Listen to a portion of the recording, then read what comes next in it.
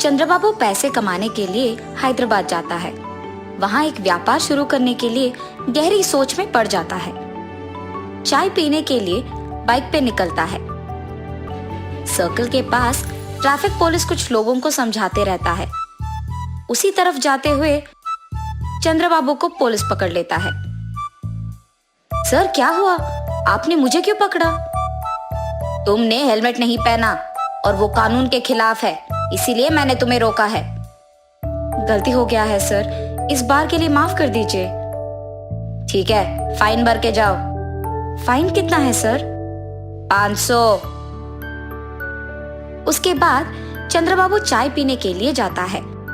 चाय पीते हुए उसे एक विचार आता है, वैसे तो मैं यहाँ एक व्यापार शुरू करने के लिए आया हूँ ना, तो क्यों ना मैं एक हेलमेट का दुकान खोलूं। चंद्रबाबू का दुकान तैयार हो जाता है और खुलने के बाद हर रोज बहुत सारे ग्राहक आते हैं। इसीलिए वो एक भरोसेमंद को दुकान में काम करने के लिए लगाता है। उसका नाम संतोष है। मैं बाहर काम पे जा रहा हूँ संतोष। जी साहब, मैं यहाँ दुकान संभालूंगा। ऐसे कुछ दिन बीत जाते हैं। उसका व्यापार अच्छा चल रहा था और बहुत लाभ भी आता है। लाभ को देख संतोष लालची बन जाता है। हमेशा की तरह चंद्रबाबू जब कुछ काम पे बाहर जाता है तो उस समय में संतोष कुछ पैसे चुरा लेता था दुकान से और चंद्रबाबू को कोई शक नहीं होता है।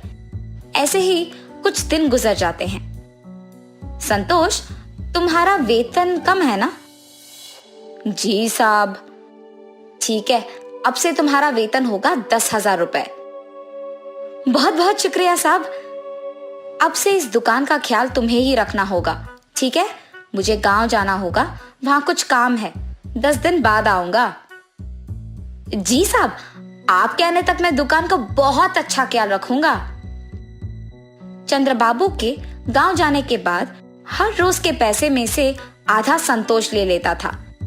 10 दिन बाद चंद्रबाबू उसकी बेटी के साथ हैदराबाद आता है और सीधा उसकी दुकान पे ले जाता है। इन 10 दिनों में कितने पैसे आए हैं संतोष? 50,000 साहब। अरे ऐसे कैसे? हर रोज का हमें 10,000 मिलता था ना, इतना कम कैसे हो गया? चंद्रबाबू को उस पे शक आता है, मगर वो कुछ कहे बिना वहां से चले जाता है। क्या हुआ पापा? कुछ नहीं बेटी, मेरे गांव आने से पहले हमारा दुकान लाभ में चल रहा था, लेकिन इन 10 दिनों में बहुत कम हो गया है। लगता है कि हेलमेट ज्यादा नहीं बिक रहे। पापा, शायद संतोष कुछ पैसे ले रहा है। अरे नहीं नहीं, वो ऐसे नहीं करेगा, बहुत ईमानदार है वो। अच्छा ठीक है पापा, आप आके पहले खाना खा लीजिए।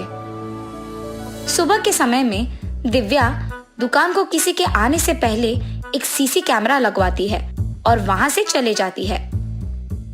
हमेशा की तरह रोज के पैसों में से कुछ संतोष ले लेता है और ये सब दिव्या सीसी कैमरा के फुटेज में देखती है।